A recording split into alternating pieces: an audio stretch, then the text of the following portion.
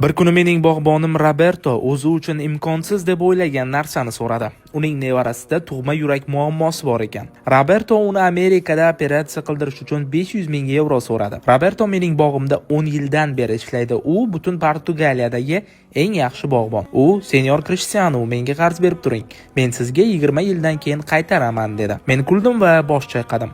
U menga hayrat va qayg'u bilan qaradi. Roberto, siz hech narsani qaytarishingiz shart emas. Men nabirangiz va oilangizni Nyu-Yorkdagi eng yaxshi bolalar kasalxonasiga olib borish uchun shaxsiy samolyotimni beraman. Men hamma narsani, operatsiyani, mehmonxonani va ovqatlanish xarajatlarini ham to'layman deb aytdim. 3 oy ichida bola butunlay sog'aydi. Roberto, siz har kuni mening bog'imni go'zal va obod qilasiz. Endi nabirangizning hayotini abadiy go'zal qilish mening vazifam dedim. Bundan tashqari Ronaldo har yili xayriya ishlariga millionlab mablag'larini sarflaydi. Qiziqarli videolar uchun sahifamizga obuna bo'ling, like bosing va izohlarda Ronaldo uchun respekt so'zini yozib qoldiring.